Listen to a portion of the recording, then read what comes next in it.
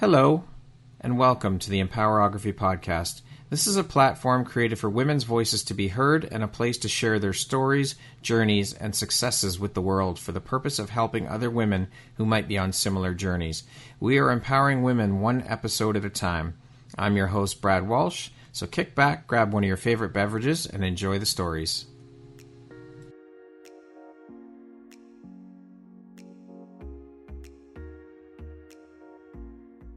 What if I told you the only thing standing between you and your next big opportunity is your voice? This isn't just another program. Empower Your Message is your ticket to becoming the podcast guest everyone wants. You'll learn how to craft a pitch that gets a hell yes, show up with unshakable confidence, and drop truth bombs that leave hosts and audiences wanting more. No more playing small. No more waiting for permission. It's your time to be heard. Loud, clear, and unforgettable. Visit the link in the show notes to sign up, and let's make your voice impossible to ignore. The mic is waiting.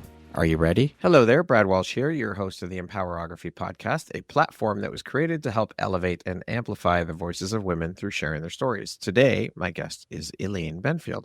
She is a storyteller, a strategist, and the founder of Herstories, a podcast and platform that amplifies the voices of women rising through challenge and change.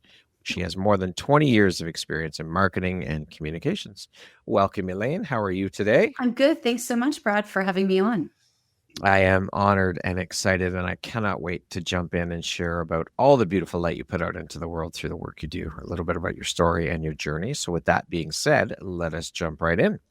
So before you ever helped others find their voice, when was the first time that you can remember that you felt your own voice being silenced, and how did that moment help shape who you are today? So I would say as a little girl, I was a really good swimmer, and my father was very competitive in sports. I'm not competitive even against myself, but I ended up being a lifeguard at 14 and got permission prior to being 16 in Pennsylvania to get, I was that good of a swimmer. She can be a lifeguard.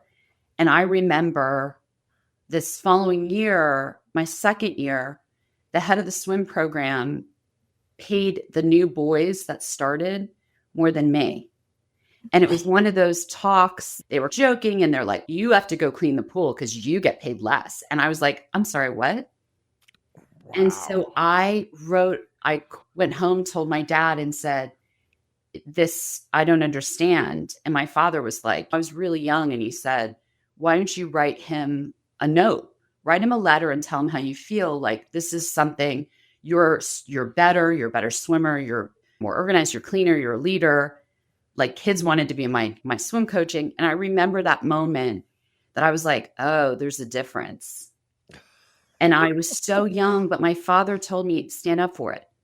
And I didn't go back. I worked for 2 years and then said, if you're not going to pay me the same, if not more. And I left, and I knew that gentleman my whole life. Like, he was I swam at 6 months, like one of those things. And I'll never forget his name and just remember, you have daughters. Like, why would you do that? But that was such a turning point of my voice was silenced in many ways that I didn't realize the unjust until I had a phenomenal father who was like, we need to do something about this. And he just was, and that was the start of me. I wrote notes into the local newspaper for justice. Like, I just had it, but that was my shocking moment of, wait, we're not equal. So it's wild to think that. I love, though, that your father didn't just walk into the situation and say, okay, I'm going to deal with this for you. This is how you should deal with. I will leave it up to you. Yes. And that is incredible, because the lesson in that he taught you is fucking phenomenal. I think that's incredible that he did that for you. He did. And now they say girl dad. My dad was the quintessential girl dad. He just was like, there's nothing you and your sister can't do. And it was such a lesson. And I really do believe that's the core center.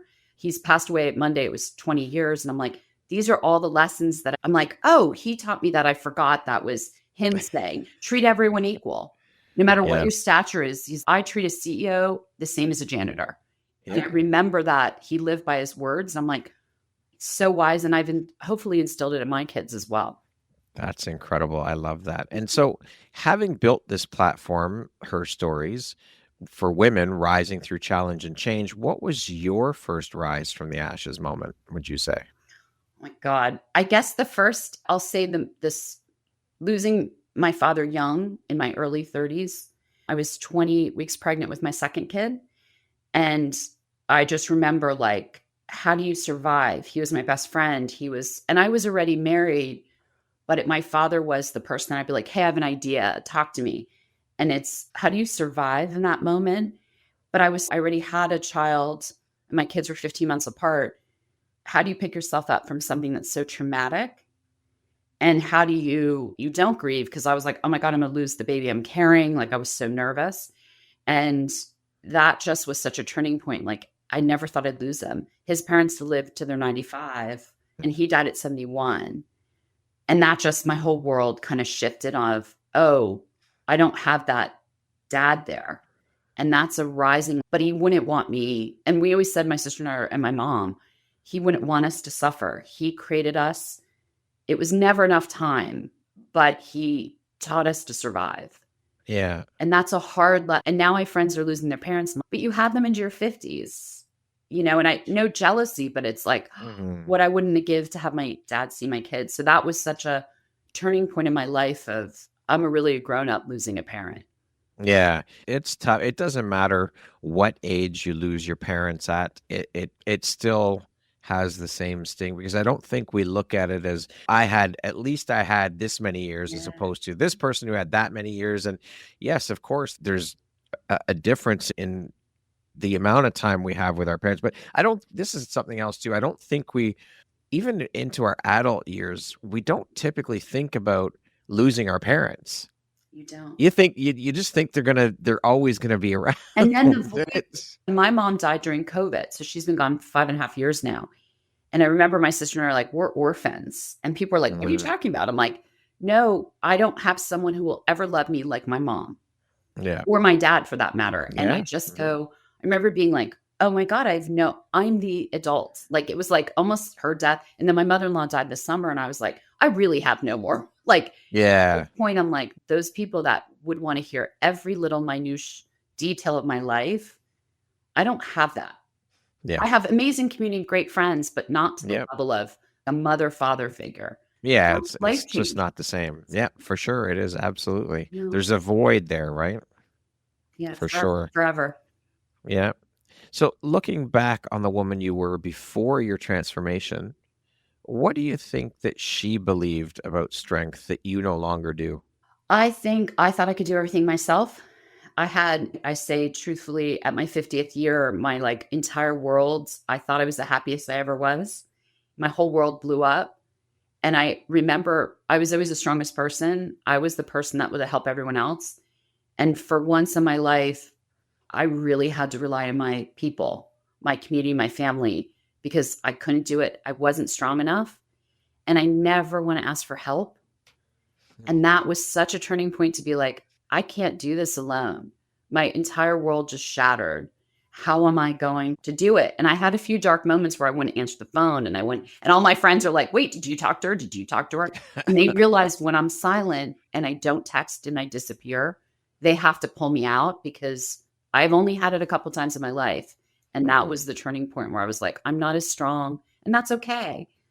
Yeah. And that was a really good turning point for me to be like, I really need to ask for help. That, I have to say, through all the conversations that I've had, all the women I've spoken to, the women in my life, that is a very common thing among women, and it's through no fault of their own. It's through conditioning and all the bullshit that has been fed to women, that you have to do it alone, that you have to put everyone ahead of yourself first, and that asking for help is a sign of weakness, when it's the exact opposite. It's a sign of strength when you ask for help. And we cannot do this alone, period. It doesn't matter. We can't do life alone. We can't do entrepreneurship alone. We have to do things. And we've done it for so long in community. I think back to when I was a kid, community was everything.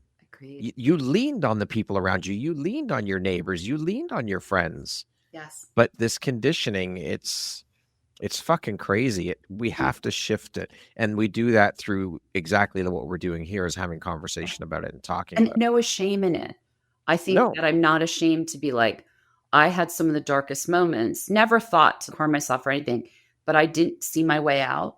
And if it wasn't for the light of my friends, that like, and now everyone's, oh my God, you did it. You're so resilient. I'm like, I didn't do this alone. Yes, I innately always want to be happy and find my way. Yeah. And I can problem solve like the best of them. But Mhm. these people that, and it made me realize who's there for you and who's not. Yes. Oh, And who makes yes. you batshit crazy and you're like, check them off. We talked about this before. It's I love you, but you make me not well and you bring me down. It's been great, but I must say goodbye. And Yeah. that's also, I think also part of age where I'm like, I don't care. Oh, for sure. You know? Boundaries, Boundaries. learning what you will and will not put up with. Yeah. In your eyes, Elaine, what is it that makes storytelling such a sacred and healing especially for women? I think being vulnerable and being authentic of who you are. I feel storytelling the bullshitters. You don't want to listen to bullshitters. You know they're on this. When the door's shut, they're like, that's not really what happened. You're not. To me, being vulnerable pulls you into a story. No matter what you're doing in your life, your story is unique and just be authentic to it. There's good, there's Yeah. bad. It's like a movie drama. And it's to me, all these different chapters. But I think to me, fundamentally, you might not like me, that I'm okay with that, but I'm authentic. I'm the same as the little girl I grew up in Allentown. And my friends Yeah. who've seen it, they're like, wow, you really haven't changed. I'm like, that's the best compliment. I've been true to who I am. And I know people go through iterations, but being vulnerable and being authentic of who I am and not being embarrassed. Like Yeah. I've had shit that everyone and their brother knows about. And I'm like, but that's okay. I'm Yeah. okay with being vulnerable and being honest about it. Love it. Now, when a woman claims her story, what ripple effect do you believe that creates in the collective? I think it's just showing the world's not that big. I feel that sharing and we're all able to embrace pieces of our story that we all relate to. Everyone's had trauma, everyone's had death, everyone's had challenges, everyone's had happiness. And I think that collectively helps people connect. To me, I'm all about connection. You and I connected, and I was like, oh my God, I feel like I've known you forever. And it's that. Yeah. And I love that. I feel like that's Mhm. because we're vulnerable of why are we doing what we do? And I Yeah. think that's kind of a part of it. Yeah. Stories are absolutely they're the fabric of society. That's what brings us together. Women, men sitting around campfires telling stories and sharing stories for centuries. It's part of the human experience. This is what we do. This is how we relate to one another. Yeah. And as you said, how we connect with each other. It's Right. everything. I We need it. remember, so you'll love this. I remember going to France. My mom was from Germany and we used to travel a lot in Europe. My father took us to a place in France and it was the original Scribes of Cavemen. I forgot the name of the Wow. region somewhere in France. My father at the time, I didn't know what storytelling was. And he goes, they're Yeah. telling a story. We're trying to still understand, but they're talking about people and the mother and the father and animals and hunting. And he was like, but they were the original. There was always someone telling a story. And Yeah. even then, they didn't have paper, they didn't have pen, and I remember being like, they had something to say that we're still trying to interpret. And I Yeah. found that it was amazing that snapshot. I remember being like, that's cool as shit. Look at that. That And that that's was such a incredible. cool. Yeah. So I have photos of even as a child, we didn't even take that many photos, but I remember this like fabulous cave being like, that's cool. Like that's a Yeah. story. Yeah, for sure. I love it. How do you differentiate between telling a story to be heard and telling a story to heal? I think they're almost interchangeable. Okay. I feel like a story, no matter what your story is, it can take you to that next level because you're not alone. The minute you share a story, and that's part of my journey is I said, I'm not ashamed. Yes, did things happen to me and God, they were embarrassing in public and everything, more than I can even get into. But you look and go, but it was part of the healing of me sharing that. And once again, it goes back to being vulnerable. And Yeah. that's it to me, telling the story made me heal and made me because it's the extension of what I went through and just being honest about it. Just again, it creates relatability for people and it also lets people know that, hey, you're not alone in this. Other people have experienced similar things. No story is exactly the same. No experience is exactly the same. No trauma is exactly the same, but there is a factor of relatability there to know that you're not the only one. You're not alone. Yeah. No, and I think it's so important because how can we learn from each other? Yeah. The more I'm like, oh, I have a gay ex-husband, people are like, I do too. And then it's, oh, the trans child, I do too. And it's like, you see pieces and that's okay because then people are like, oh, I didn't realize I wasn't the only one. Yeah. Yeah. Was my divorce different than most traditional marriages? Yeah. But like to me, because I had someone ask me like, why'd you get divorced? It came out very quickly. And I was like, oh, my ex-husband's gay. And he was like, my sister's gay. And I was like, I know. But he was like trying to relate with me. And I like loved it because it gave him comfort to know, oh, this is accepting. Yeah. And I bet he probably wouldn't tell most people, but because I've done something, I haven't seen this as a high school friend. I've been seeing 35 years. Yeah. It connected to him, which I was like, not ashamed. And he was not ashamed of his sister. Yay. We had a commonality. Yeah. Just, it helps people bond with one another. Yeah. You talk about turning pain into power. What do you believe is the alchemy that transforms suffering into strength? I think there's something about pain and heartbreak. I think anyone who's listening, I said, I felt my heart bleed. I felt I couldn't breathe. When you're so low, you never want to go back to that feeling again. Like I truly say, no matter when I fall in love again and whatever, no one will hurt me to that extent. But it also gave me the courage to go, no one should ever make me feel that way. That pain gave me resolve, gave me determination to go, I am not done. It was almost like, and I joke, I'm speaking again on Sunday and talking about resilience, but I'm also talking about that phoenix. I feel like it's a phoenix, literally Harry Potter, the image of the phoenix. And I think of it all the time. Remember ashes and then all of a sudden it popped. And I'm like, that's really what it is in life. Where are those moments you become a phoenix? And you rise literally from the ashes, but it gives that empowerment.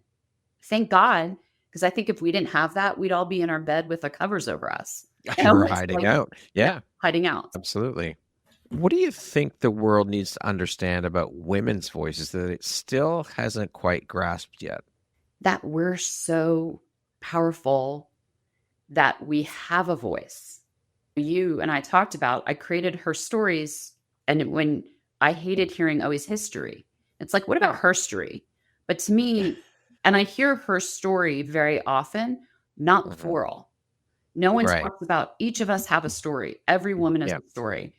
And I think sometimes people don't want to hear it because there is pain and there's suffering and there's hardship. And because I think to me, I'm so vulnerable and I feel other women are as well. And I feel that that's part of this next iteration is why wouldn't we want to embrace it? I grew up, women didn't talk about feelings. They didn't talk about depression. They didn't talk about postpartum, menopause. Think of everything, the hardship of childbirth. Now we're all like, want to talk. And that is really, my girlfriends and I, we joke, we have texts of checking in each other, my two best friends from high school.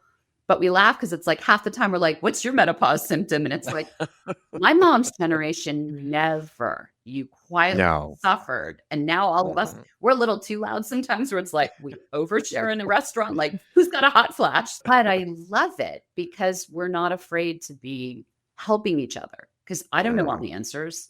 And I rely on this, my community, my amazing girlfriends to be like, you got this too? Didn't know about it. Yeah. I think part of the problem is that a lot of women don't even think they have a story. No. And that's a big struggle as well. It's, as you said, every woman and every human has a story. And it's about learning to articulate it, tap into it, and start to share it. Let's be honest, it's scary as shit sometimes to share your story, to be vulnerable. It is very scary. And a lot of people don't like the visibility. No. And I can't even count how many women have told me they don't believe they have a story. And again, I think that ties into conditioning. Women have been told to sit over there and be quiet and look pretty and don't be too loud. Don't be this, don't be that. Yeah. So that has helped to stifle that in Yeah, women. So I agree. it's about remembering and rediscovering your story. And it's something I told you. When I interview guests on Herstories, sometimes I know them, sometimes I'm just meeting them. I tell them why I find them inspiring. Yeah. And half the women are like, when I say, hey, I'd love you to be in Herstories, they're like, why? What do I Yeah. tell? And I'm like, this and this. And I had a childhood friend I saw last weekend as well. And she's, I don't understand. I'm like, you went and forced food stamps. You say you had 5 kids. Your ex-husband didn't help at all. You have a PhD and you're assistant dean of a college. You don't find yourself inspiring? And it's that mirror. And she Yeah. goes, oh, they always pause. And hearing it from someone else who I hope I'm inspiring to people, but to me, to be that reflection, being like, this is why you're inspiring, you see their faces light up. And some have teared up going, I Yep. didn't see it. And I'm like, but you should. Let me be the mirror for you. Yeah. And I've had women do it to me too, but Mhm. that's incredible. But you're right. It's like everyone is inspiring in their own way. Yep, for sure. We need more of it. We need more stories in the world, for sure. In your opinion, how can women move from silence or self-doubt into visibility and step into that and own it and vocal power, but not just online, in life? I think it's always be willing to share. Find your medium. If you're a painter, paint. If you're a writer, write a blog, write a book, go on TikTok and tell your story. Like, to me, I think nowadays there's so many mediums. Mm, Whatever you're comfortable with, maybe you're not comfortable in front of a camera. Maybe it's just writing your feelings out and writing poetry. And I think having that creative outlet and sharing that, someone's going to connect with you on a different level. And that's so powerful to tell. You can do anything you want to tell your story. It's not just a conversation in a store or somewhere when you meet mhm. someone. I do think any way you're comfortable with, because I know some people are like, I'm an introvert. Okay, then write out your stuff. Yeah. You're a great writer. You have a story to tell. And there's so many blogs and Yeah. whatever combination it is. I think finding that creative outlet really helps. It helps. Yeah. And I keep going between mediums. Like I love painting. I'm horrible. Love it. And I like writing. Not the best, but it's me. All these are Yeah. every day. I'm like, do I want a TikTok? Do I want to write a blog? And sometimes I do both. And Yeah. I share, I joke, I overshare, but that's okay. Cause it's my expression for it. That's I right. think But the other women important thing is that you do it, though. do it. I don't bottle it up. And I feel don't bottle it up. Let people Yeah. hear to learn from you. And maybe you help someone else. You will help someone else. Guarantee it, for sure. Great. It will resonate with somebody out there. Share it, like you said, share it in whatever way you feel comfortable sharing it. There's so many different options for that. So find what it is and do it that way. Yeah. Absolutely. I told you the story that one of my closest girlfriends committed suicide in June. A hardest thing, like I'm still struggling with the loss. And I didn't want to tell this private story. And last month was suicide prevention. And I said, I'm going out. I'm telling people. And I think I might have mentioned to you, someone on TikTok saw me go, tomorrow's a better day. Please know the damage you'll do behind. And a woman DM'd me on TikTok and said I was going to kill myself tonight. Yeah. I don't know who you are. I don't know how you came in my feed. I'm okay. You made me go, you know what? My family can't live without me. Shit, if I did more that, I literally impacted one person's life and That's saved it. your family. I was so happy, but how much more can I do to help? What other people Exactly. are struggling? And I think that's what you're creating as well, is we're creating channels to share these so we all help each other in those honestly happy moments, but also those traumatic and hard moments. That's what it's about, is being in and of service to one another, to supporting each other through sharing your messages. It is when we stand up and we share our stories, when we find the courage within and the vulnerability to step into and share our story, it's a permission slip for others to do the same. Agreed. And you can help someone. You saved someone's life just by sharing an experience you were going through. Yeah. That is the power of story. It is right there. Right. And her kids, who I'm very close with, were like, thank you. I don't want any other 19-year-old child to go through the loss of an incredible mother. And I'm like, because I just didn't want to do disrespect. I'm like, I didn't. I'm helping others. And I will continue to help others, that no one goes through it. And that's a small piece of my world. But it's devastating every day. It's a loss I'll never get over. Obviously Yeah. family too, but how can I make no one else feel that way? Yeah. It's fucking powerful and beautiful. Oh, Hard. amazing. It's hard as Yeah, hell. I was for sure. so emotional. I was like, I don't know if I can do it. I kept recording going, I don't think I can do it. I don't think. And then I was like, for fuck's sake, she'd be thrilled. Just She would have wait. been like, that's you. That's my girl. She's got it. She's helping others. But I Yeah. wish I could have helped her here. And it's that Yeah. there's nothing I can change, but I'm like, oh, how can I do better? Yeah. By sharing the story. That's it. And helping her kids. Yeah. Yep. What truth about storytelling do you wish every woman knew deep within within her bones, within her soul?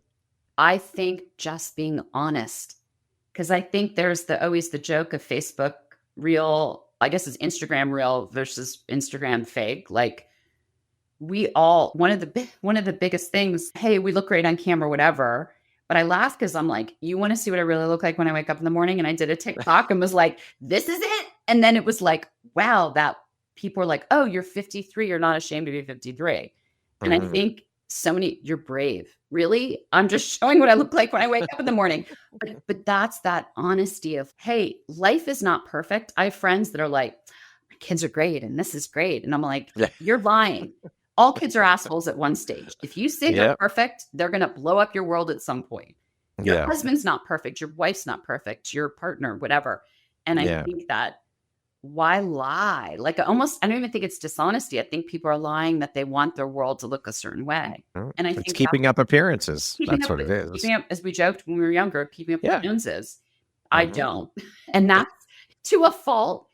But that makes me authentic and people do gravitate toward me because I'm like, yeah, as I said, you either like me or you don't, but at least you know, you'll get the reality of who I am. Yeah. No curtains, no sugarcoating it, none of that shit. None of that shit. This is me. And do you know how nice it is to not be like a facade?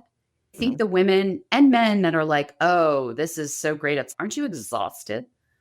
Isn't it tiring lying? Take the mask off. Take the mask off and not even lying, just the reality of your truth.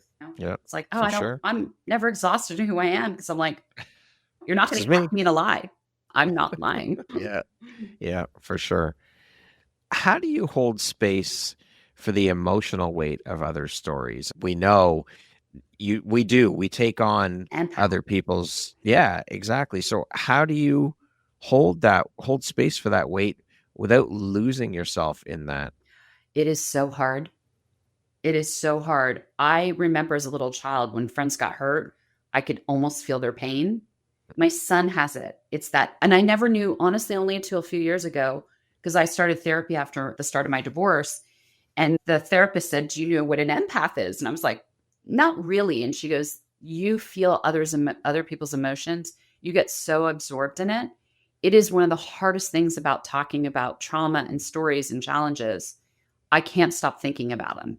I think about everyone I've interviewed and there's times where I can't shut it down because I'm like, how can I help women getting divorced? When they don't have money, how do I help women with loss of children? I'm trying to figure out how do I leverage her stories to create, honestly, nonprofit over time to help women get out of abusive relationships, to help. For some reason, I'm like, that's what I picture my retirement is giving back to help. Hey, you can't get a divorce. You have an abusive husband. Here's money to get a divorce. You have a child through cancer. How do I help? Like that to me, I have to find a way to help. And that gives me the almost, I don't want to say peace, but like a drive.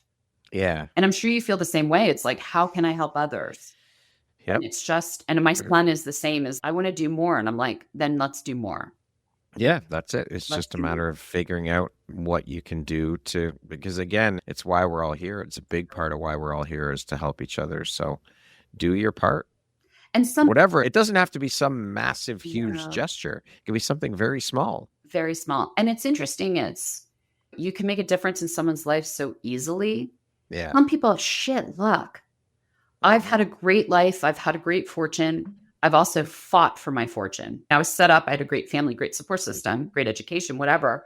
But I'm also like, some people are born into shitty families. Some people are born in the wrong, as we grew up saying, always the wrong side of the tracks. Yeah. Sometimes it's luck. Sometimes it's DNA.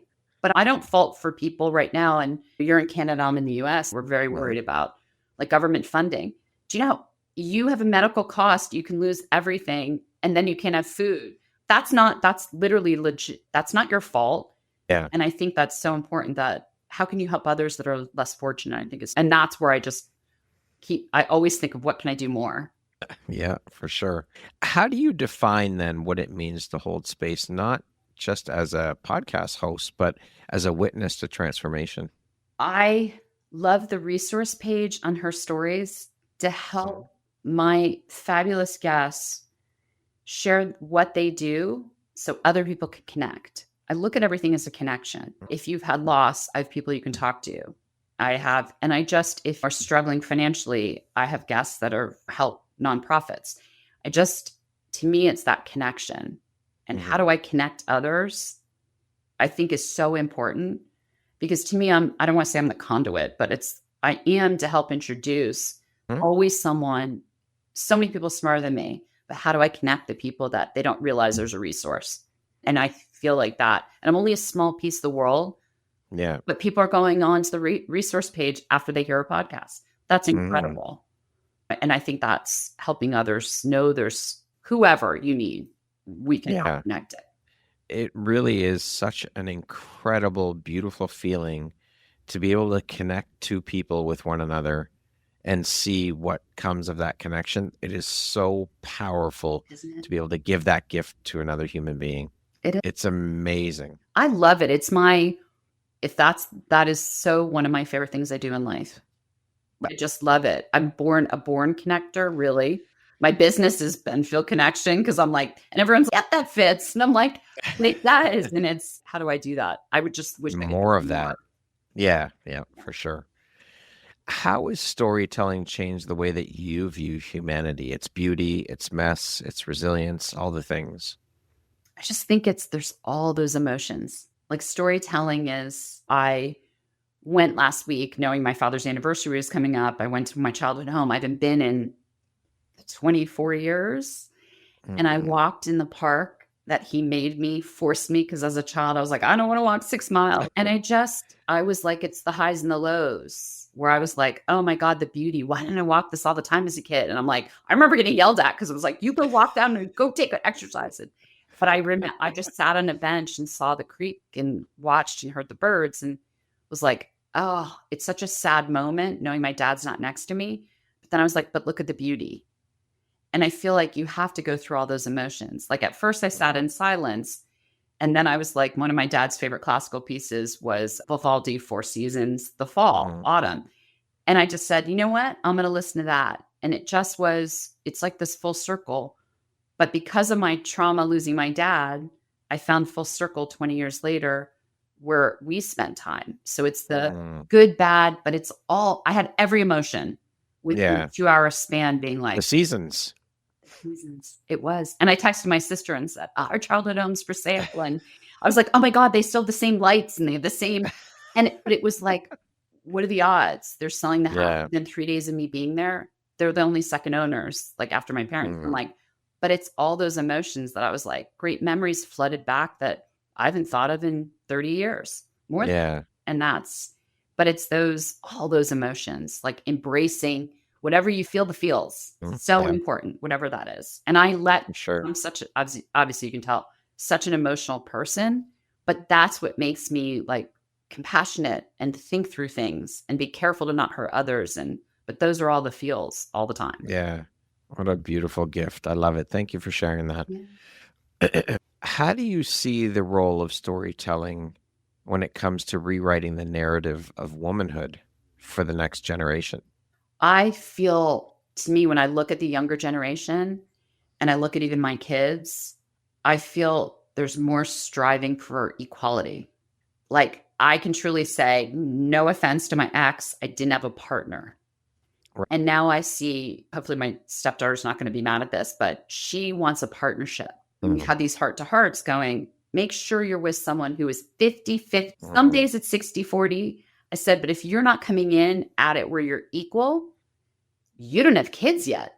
Just wait. And I think it's so important that now we're seeing almost this revolt of women being like, I'm not dating. And I say this all the time. So what is someone going to give me? I'm financially secure. My kids are like, it is what it is, but I want a partner. And I feel like the younger generation, men and women, are going to realize what is everyone's role and how do you create a really lasting long-term partnership? And that is critical. And I think the younger generations are ready. Wait a second. I don't need you for the financial security, which was maybe 50s and 60s. Yeah. And I can't wait to see this next generation. Like, they're ballers. They're outgoing. I don't want to, what is it? Work to live? No, live to work. I want to, and I find that's amazing. They're like, I'm not doing what you did. Yeah. Every one of my kids is, nope, you work too hard. That's great. None of them want to work in corporate tech. Give them credit. Good. And that they shouldn't. But that's where I think it's like people are really figuring out kind of their space in it. Yeah. Okay. Beautiful. What do you believe happens energetically when a woman tells her story without apology? Like just full on, authentic, all of it. Honestly, the last few years, my divorce gave me the power to not say I'm sorry. Every time, like if I drop something, oh, I'm sorry. If I hit someone, like I've done this, my kitchen, my refrigerator hits like close, and I'm like, oh, I'm sorry. Like, why? And I almost feel this empowerment where I'm like, unless something I do, I try not to do anything, of course, malicious. I can be a bitch. Yeah. And all my friends listening will be like, yeah, she can. But it's I'm unapologetic. And I think that's really important. There is nothing you should be sorry for if there's no malintent. Everything leads to something else. There is no sorry. And I think that's so important to embrace that, don't be bashful about it. I think it just, once again, it's a circle to being authentic. There's nothing, and I'm saying this, men very often don't say they're sorry. Or whoever don't apologize. I was born apologizing. I'm so sorry. I shouldn't, why? And now I'm trying to get my kids to be like, you don't need to say you're sorry unless you really hurt someone. Yeah. Okay. Yeah. It's okay. Forget, just don't, because it is an automatic. I'm telling you. Yeah, it is. I'll say it again later and I'll be like, crap, I shouldn't have said it. But I'm really working hard on it because I do. Well, that's it, is having the awareness to realize you're doing it and doing what you can to correct it. Yeah, agreed. I'm going to text you later and be like, I just said I'm sorry like 5 minutes. Yeah. You know it. I'm jinxing myself. It's so true. So energetically, yes. So what do you believe happens on a spiritual level when a woman speaks her truth out loud? I feel peace. I really think there's some peace to being that who you're meant to be. Like, I can truly say, I could show you before and after pictures, what I look like at the end of my divorce. And now everyone's like, what'd you get done? I'm like, I got 275 pounds of dead weight gone and whatever. But I can't explain it. It's, oh my God, I'm finally comfortable in my own skin. Like I told you, I lost like a ton of weight and whatever, but I'm like dressing happier, brighter. It's almost this like free. I'm at peace. And I think that's because I was willing to be vulnerable and tell my story. Yeah. And I think I joke, if you see the video, the light is really coming in through my office. So I think of a halo effect, but there's a light about me that I didn't know was dim. Freedom. What have the stories of other women taught you about your own humanity? That I'm giving back nothing compared to what some of the women. Some of these stories, like fighting cancer, but doing a nonprofit, helping underprivileged minority women, starting a business for underprivileged. I just think when I think I give back and my friends are like, wow, you really give yourself. I'm like, nope. There's 15 other women I just interviewed that are like, wow. I'm just impressed. I joke that I really want one day a week where I just am calm and don't do something. But then I think of some of these women going, but they'd be out running a race to support a local community, or they'd be out. And I just think, God, it's just incredible humans, just incredible, fundamental. And I'm always like, damn, I'm lazy compared to all these other women, which I'm not. Those. And it's inspiring as shit. It really is. Shit. It's even, seriously, how do you go through chemo 1 week and then you're doing a fundraiser to help inner city kids? That's literally what. And I was like, I can't do a podcast this week because I've got to go to Houston for cancer treatment. And I'm like, the fuck? I've got a cold. It puts everything in perspective going, wow, still running 170%, if not more. It's incredible. She's not giving up in every aspect of her life, but that's one example. Yeah, that's badassery right She's there. badassery. I'll have to introduce you to her. The embodiment. I love it. She's amazing. Yeah. Amazing. If every woman told her story unapologetically, how do you think the world would change? I think there would just be more compassion. If everyone told their story of hardship and happiness and survival and resilience, I just think we'd all give each other a little more break and be kinder. Because the joke is, I think one of the compliments, which I don't know is an insult or a compliment, when I was going through everything with my ex-husband, people were like, oh, I didn't know how bad it was. Like, because I didn't share. I didn't tell work for 9 months. And then I'm like, oh, by the way, I'm getting Wow. divorced. I have a trans kid. I've got this. I've got that. I broke my ankle. I Mm. did that. And I remember a few people were like, wow, your work was never affected. Is that good or bad? Like, I was able to keep the face going. Yeah. No one needs to know my entire world just is crumbling around me.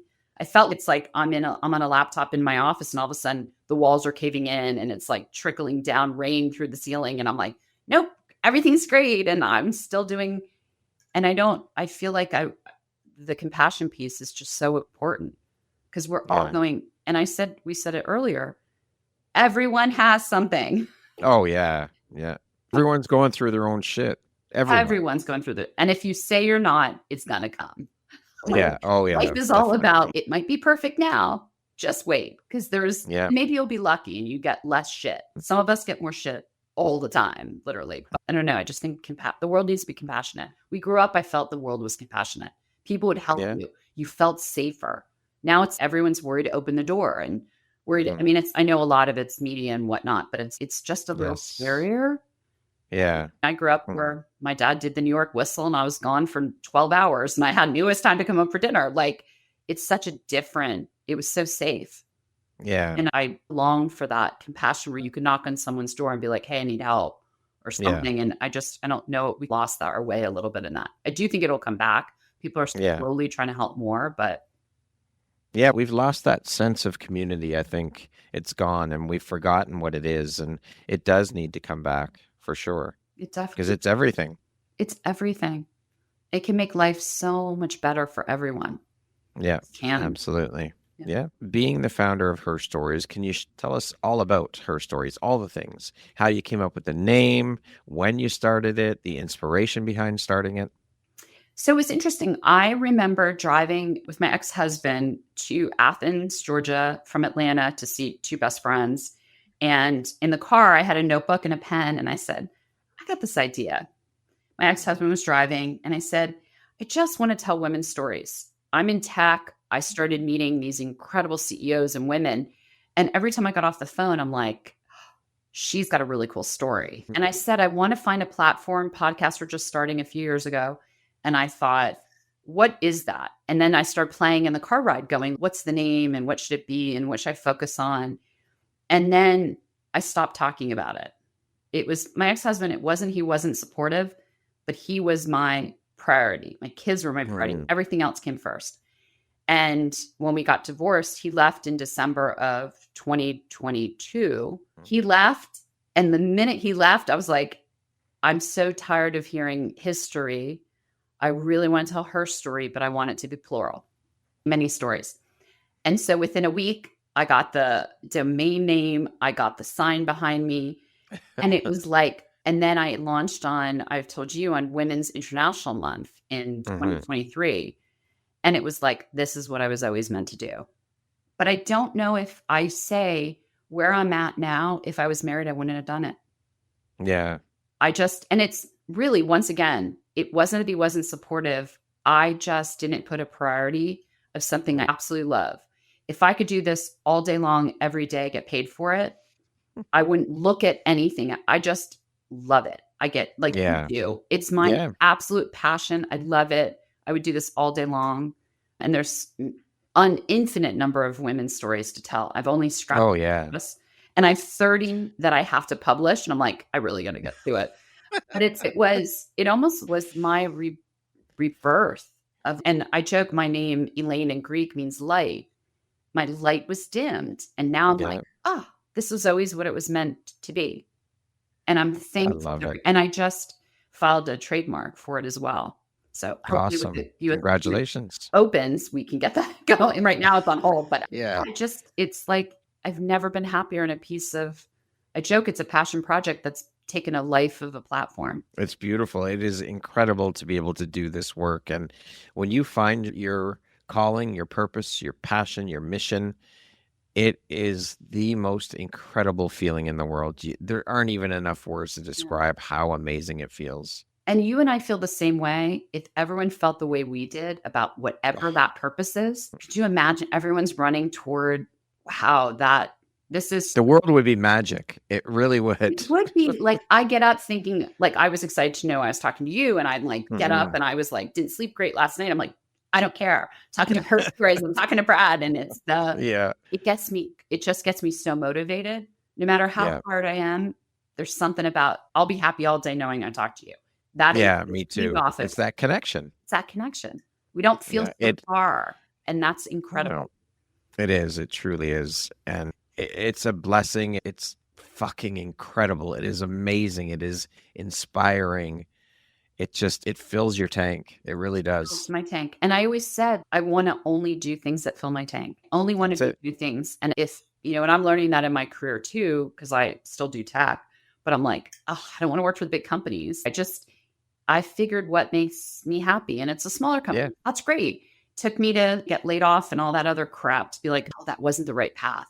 I'm so thankful they laid me off. I see what my old teams are doing, and I'm like, oh, I'm so sorry. That sucks. But sorry about your luck. Sorry, you didn't get laid off. It's like, people are like, damn, you make everything positive. I'm like, but it led me to here. Yeah. That's what life is, that it always, and yes, sometimes it leads you sad in a harder direction. Mm-hmm. Most of the time, those pivotal moments in your life lead to something infinitely better. What seems like at the time the worst thing that could possibly be happening to you ends up being one of the best things that could ever happen to you. You have to shift your lens. You have to shift the perspective of how you're looking at things and realize that no matter what it is that you're going through, there's always, no matter how difficult, no matter how hard, no matter how shitty, there's always a lesson in there to extract from it for you, in order for you to use that to move forward and change things for yourself. Yeah. I couldn't have predicted my world would implode 3 years ago. God, I'm happy it did. No offense. So much happier now. But I thought I was in this incredible marriage. I'm like, no, I wasn't. Yeah. It wasn't the reality of what it really was. And I'm like, and people are like, oh, you're single and how are you doing? And I'm like, I'm doing great. Are you picking up your husband's underwear? That's great for you. Like, I'm like, did you have to cook dinner for your baby tonight? I don't. So I'm in a great stage where I'm like, oh, I finally, as we talked, I have freedom to do anything. I go and my kids are like, where are you going now? I'm like, I'm going away. I'm doing this. And dogs, like, the dogs are okay. It's a great, and yes, I want to find love and all that. But right now I'm like, I'm good. Don't worry. Single women are good. You don't think. Yeah. For sure. When all the titles and the accolades and all the things are stripped away, who are you at your core, Elaine? Compassionate person that just cares. I think my father's always said the number one trait a human has is character. And if my character's good with compassion, I lived up to what my parents wanted me to be. Yeah. Okay. What do you hope women generations from now feel when they listen to the stories that you've helped tell? I think they see how hard certain women had during certain generations. I think they'll see, you think back to the 70s, women could get credit cards. 90s, like you think of what has fundamentally changed. I hope they look back and they see more shifts, equal pay, equal responsibility, equal partnership. I just really hope there's no stigma for being a single mom. There's no stigma for being divorced. Divorce should be a happy word. I don't know what that word is, but I want to invent one of joy. There's whatever that is. It's like, I'm tired. And I think that's so important that when someone looks back and goes, wow, they really had it hard, but look how far we've come. And that would be so incredible. And I have older friends that are like, you'll get through it. I'm like, but you can say that you're in your 80s. Right now, it's a lot of doom and gloom. And how can we continually do better?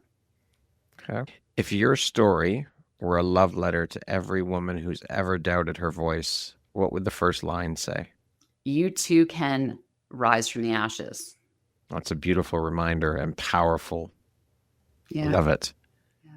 If this conversation that we're having today were the last story you ever told, what truth would you leave echoing in the hearts of everyone listening? You're not alone. Embrace your community, embrace your friends. And nothing's more powerful than the love of the people around you. God, I can't live with my inner circle. I'm so blessed with like really friends of prom friends. I collect and I keep them.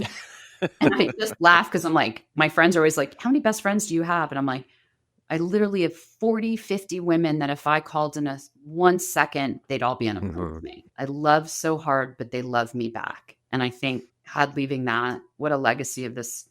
People telling my stories for years going, oh, remember the time she did this or she did that. It's like I'm so grateful every day for that. Every day I text my friends telling them I love them. I'm never afraid to say I love you. Friends, I want to see friends from my childhood. Haven't seen them. Yeah. I love them from a distance. We message all the time. I had to visit them. And they're like, it's no time has passed, but I'm like, because I love you. I loved you as a kid. We've all grown up not near each other, but that's the power of that connection. And God, the bond stays. The bond stays like snapshot of part of my life. But that, God, if I leave with people being like, she really loved infinitely. Oh, beautiful.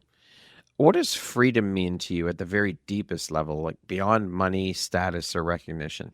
I think freedom means being at peace with who you are, being at peace with what you want to do, where you want to go, no judgment. God, life is full of judgment. I didn't realize I had it in my previous life. And I'm like, I don't want that. I don't want to judge anyone. I don't want anyone. I'm really cautious for that. But boy, is that freedom. Just to be you without someone being like, why'd you do that? And should you do that? Yeah. Fuck off. Like I want to do I'm doing what the fuck I want to do. What the fuck I want. When I want to do it, who I want to do it. That is so empowering. I didn't realize how much I really missed it. And I did have it to some level, but not to the level that now I'm like, oh, my kids are grown. What a great stage. If I only would have known when they were like 13 and 14 being like, and 6 to 18 being like, there's this whole happy path coming. God, I would have been a better mom. Like if I had to put it that way. I wouldn't have been so stressed. Yeah. How do you define success? What does that word mean to you? I think it comes in different forms. I think having people ask me how I do it, like, how did you create a podcast? And how did you create a tech company? And how did you do like whatever, all these different combinations? I think people wanting to learn from me. I'm a mentor, a lot of college kids, like they view me as successful. I don't even think of me, but they want advice.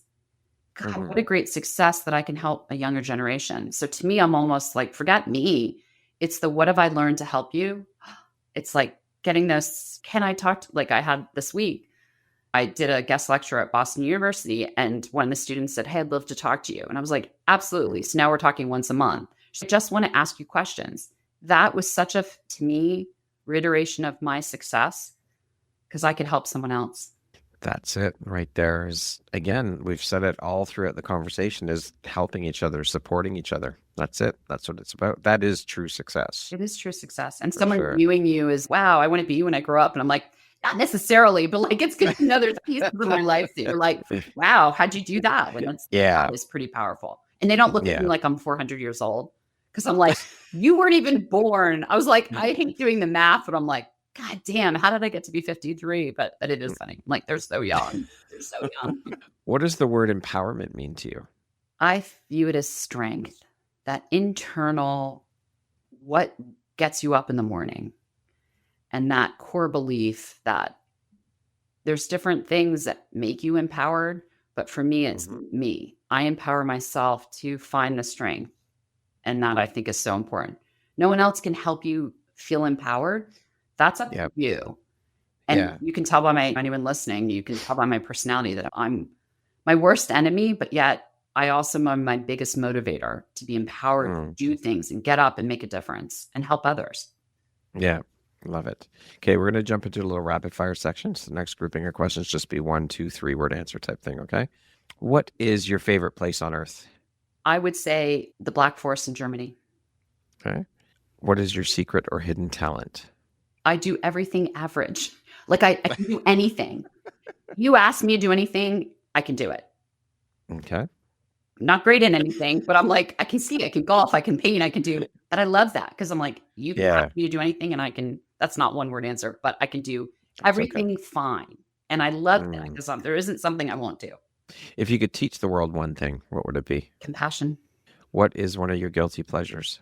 Singing and dancing in my private room. Just like if I could just dance to Taylor Swift all day long and with the door shut or whoever. Like I love happy music. I love dancing. I love that. Yeah.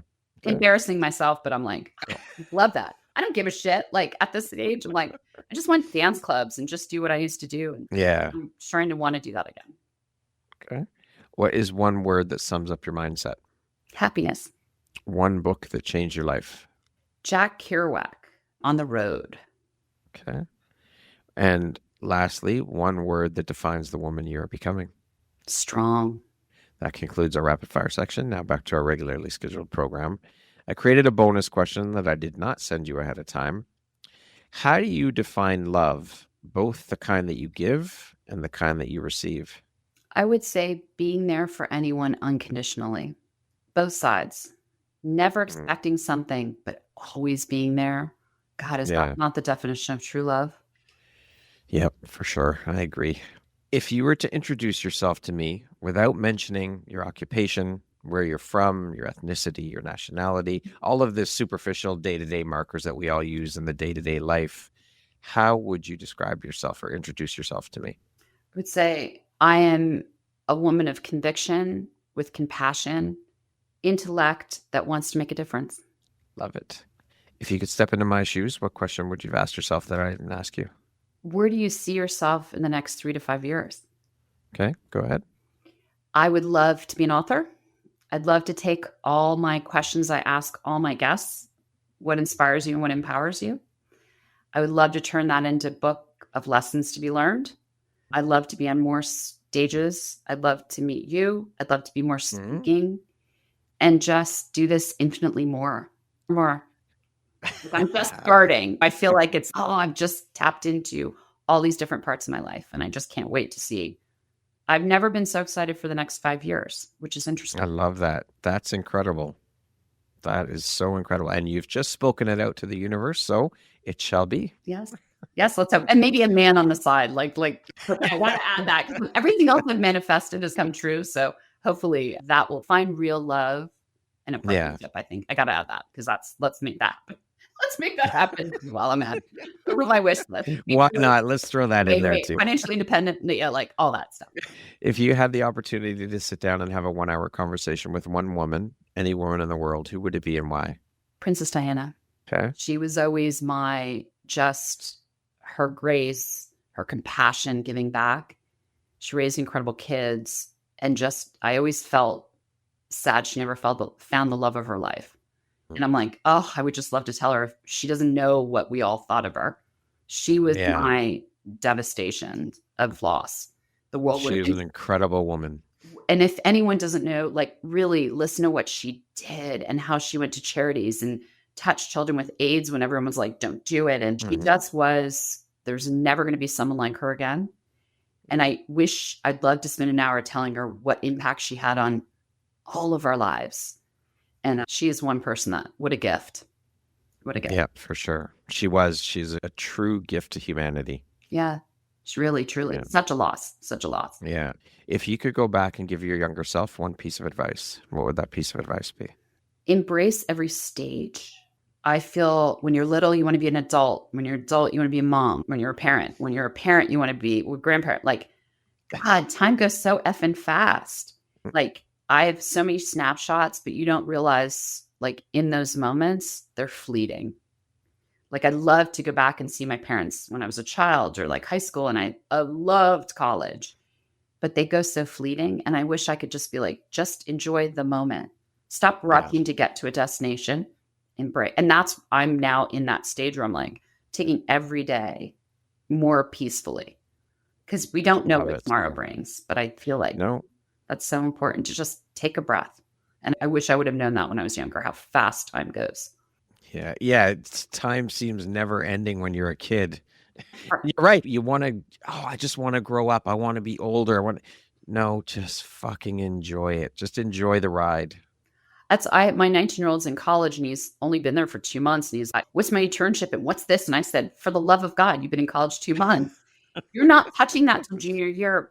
And I said, I can't explain enough. Enjoy every moment. You're on my payroll. Yeah. You're doing great. Like being an adulting isn't always the easiest. So, and it's your whole life you adult. The snapshot is so short. You're already in college. So try to tell them all the time. Enjoy the ride for sure. Enjoy the ride. So true.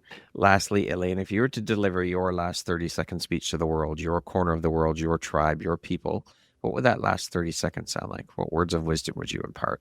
Be yourself. Be authentic. Embrace change. Change is a good thing. Look around. Experiment. Try new things. Have no regrets.